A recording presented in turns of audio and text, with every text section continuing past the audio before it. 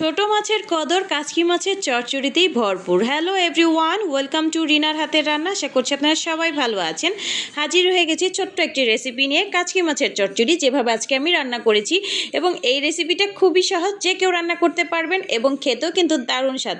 প্রথমে এখানে একটি দিয়ে দিচ্ছি পেঁয়াজ কুচি, তারপরে দিয়ে দিচ্ছি টমেটো কুচি, তারপরে কাঁচামরিচ আর গুঁড়া মাছের টমেটো কুচি তো অবশ্যই লাগবে। দিয়ে দিচ্ছি পরিমাণ মতো লবণ, দিয়ে দিচ্ছি মরিচের গুঁড়া, হলুদের গুঁড়া, তারপরে দিয়ে দিচ্ছি ধনিয়ার গুঁড়া দিয়ে এখন এটাকে আমি ভালোভাবে মেখে নিব। এতে করে টমেটো আর পেঁয়াজ কুচিটা সফট হবে।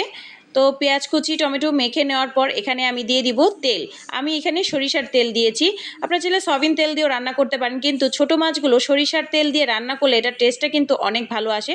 আর অনেকেই বলতে পারেন কেন আদা রসুন দেননি। আমি আদা রসুন বাটা দেই না ছোটো মাছে, আপনারা চাইলে দিতে পারেন।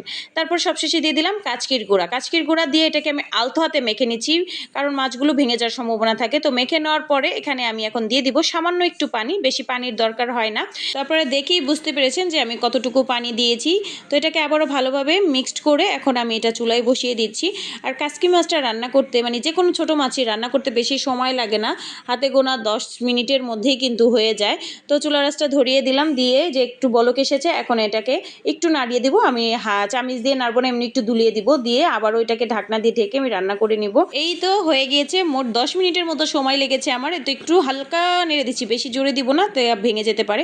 তো দিয়ে দিচ্ছি ধনিয়া পাতা। আমার বাসায় ফ্রেশ ধনিয়া পাতা ছিল না, যা ছিল তাই দিয়েছি। একটু বেশি করে ধনিয়া পাতা দিলে আরও ভালো লাগতো। এরকম চচ্চড়ি হলে 2-3 প্লেট ভাত নিমিশেই শেষ করা যায়। তো আমার রেসিপিটা কেমন লেগেছে, যদি ভালো লেগে থাকে তাহলে অবশ্যই লাইক, কমেন্ট এবং আমার পেজে ফলো দিয়ে রাখবেন।